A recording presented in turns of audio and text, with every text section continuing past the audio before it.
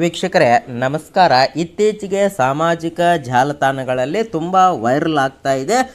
ಇದನ್ನು ಕೂಡ ಇಲ್ಲಿ ರಾಜಕೀಯವಾಗಿ ಕೂಡ ಇದನ್ನು ಬಳಸ್ಕೋತಾ ಇದ್ದಾರೆ. ನಮ್ಮ ದೇಶದಲ್ಲಿ ಗೋವುಗಳಿಗೆ ಒಂದು ವಿಶೇಷವಾಗಿರ್ತಕ್ಕಂಥ ಸ್ಥಾನಮಾನ ಇದೆ. ಅನೇಕ ಹಿಂದೂ ಕುಟುಂಬಗಳು ಈ ಗೋವನ್ನು ತಾಯಿಯಂತೆ ಪೂಜೆ ಕೂಡ ಮಾಡ್ತಾರೆ. ಅದೇ ಸಮಯ ದೇಶದಲ್ಲಿ ವಿಭಿನ್ನ ಧರ್ಮಗಳು, ಸಂಸ್ಕೃತಿ, ಆಚರಣೆ ವಿಚಾರಣೆಗಳು ಕೂಡ ನಮ್ಮ ದೇಶದಲ್ಲಿ ಇರ್ತಕ್ಕಂಥದ್ದು. ಆದರೆ ಇತ್ತೀಚೆಗೆ ಸಾಮಾಜಿಕ ಜಾಲತಾಣಗಳಲ್ಲಿ ಅಥವಾ ಮುಸ್ಲಿಮರು ಏನು ಮಾಡಿದಾರಪ್ಪ ಅಂದ್ರೆ ಈ ಗೋ ಹತ್ಯೆಯನ್ನು ನಾವೇ ನಿಷೇಧ ಮಾಡ್ತೀವಿ, ಇದನ್ನು ನಾವೇ ಯಾವುದೇ ಕಾರಣಕ್ಕೂ ವಧೆಯನ್ನು ಮಾಡುವುದಿಲ್ಲ, ನಾವೇ ಈ ಬಕ್ರೀದ್ ಸಮಯದಲ್ಲಿ ಅದನ್ನು ತಿನ್ನುವುದಿಲ್ಲ ಅಂತೇಳಿ ಆ ಗೋವನ್ನು ನೀವೇ ರಾಷ್ಟ್ರೀಯ ಪ್ರಾಣಿಯನ್ನಾಗಿ ಘೋಷಣೆ ಮಾಡಿಬಿಡಿ ಅಂತೇಳಿ ಇವಾಗ ಒಂದು ಮುಸ್ಲಿಮರೇ ಹೇಳಿಕೆಯನ್ನು ಕೊಟ್ಟಿದ್ದಾರೆ. ಮತ್ತು ಅದೇ ರೀತಿ ಅವರು ಸಂತೆಗಳಲ್ಲಿ ಅಥವಾ ಒಂದು ವ್ಯಾಪಾರ ಸ್ಥಳಗಳಲ್ಲಿ ಬರ್ತಾ ಇಲ್ಲ ಮತ್ತು ಗೋವುಗಳನ್ನು ಖರೀದಿ ಮಾಡ್ತಾ ಇಲ್ಲ ಅಂತಕ್ಕಂಥ ಸುದ್ದಿಗಳಿರ್ತಕ್ಕಂಥ ಅದು ಕೂಡ ನಿಜಾನೇ.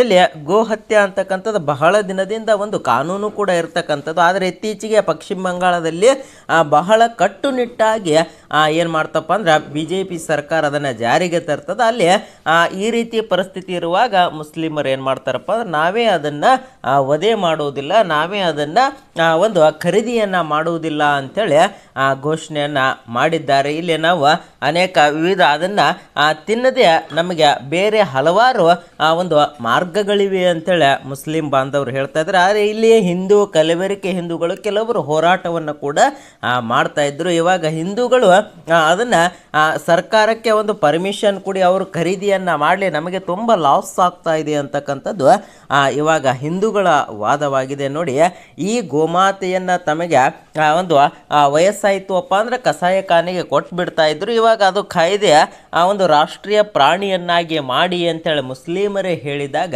ಇಲ್ಲಿ ಸರ್ಕಾರ ಯಾವ ರೀತಿ ಇದನ್ನು ಕೈಗೊಳ್ಳುತ್ತೆ ಅಂತಕ್ಕಂಥದ್ದು ಬಹಳ ಮುಖ್ಯವಾಗಿರ್ತಕ್ಕಂಥ. ಇಲ್ಲಿ BJP ಸರ್ಕಾರ ಎಲ್ಲ ಕಡೆಗೆ BJP ಇರುವುದರಿಂದ ಕೆಲವು ರಾಜ್ಯಗಳಲ್ಲಿ ಆಲ್ರೆಡಿ ಕಟ್ಟುನಿಟ್ಟಿನ ಒಂದು ಕ್ರಮವನ್ನು ಇರ್ತಕ್ಕಂಥ, ಇನ್ನು ಕೆಲವು ಒಂದು ರಾಜ್ಯಗಳಲ್ಲಿ ಒಂದು ಗೋ ಇನ್ನೂ ಕೂಡ ಒಂದು ನಡೀತಾ ಇದೆ. ಇನ್ನು ಕೆಲವು ರಾಜ್ಯಗಳಲ್ಲಿ ಬಹಳ ಕಟ್ಟುನಿಟ್ಟಾಗಿರ್ತಕ್ಕಂಥ ಒಂದು ಕಾನೂನನ್ನು ಕೂಡ ಜಾರಿಗೆ ತಂದಿರತಕ್ಕಂಥದ್ದು.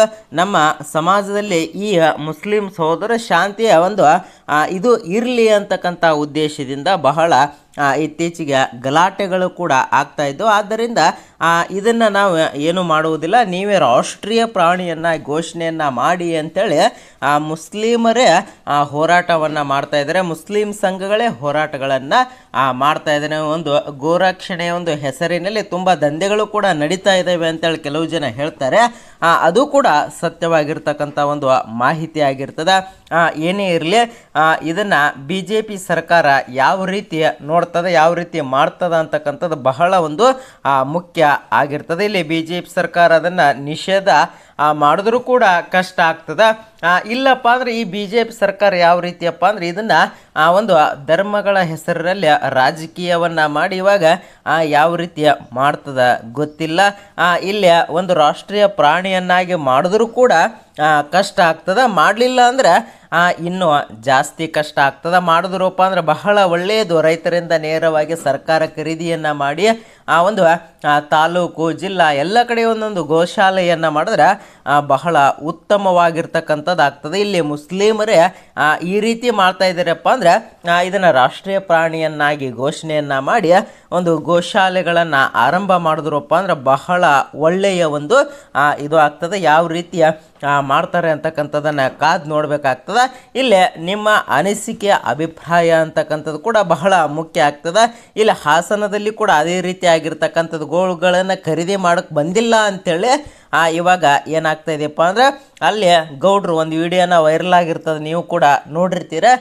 ಒಂದು ಸಾರಿ ಎಲ್ಲ ಸೋಷಲ್ ಮೀಡಿಯಾದಲ್ಲಿ ಬಹಳ ಒಂದು ಸುದ್ದಿಯಲ್ಲಿರ್ತಕ್ಕಂಥ ಒಂದು ವಿಷಯ ಆಗಿರ್ತದೆ. ಅದು ಏನೇ ಇರಲಿ, ಗೋವನ್ನು ಒಂದು ಹತ್ಯೆ ನಿಷೇಧ ಮಾಡಿದ್ರಪ್ಪ ಅಂದ್ರೆ ಬಹಳನೇ ಒಳ್ಳೆಯದು.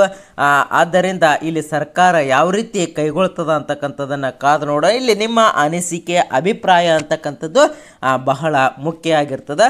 ಕಮೆಂಟನ್ನು ಮಾಡಿ ಮತ್ತೆ ಮುಂದಿನ ವಿಡಿಯೋದಲ್ಲಿ ಭೇಟಿಯಾಗೋಣ. ಜೈ ಹಿಂದ್.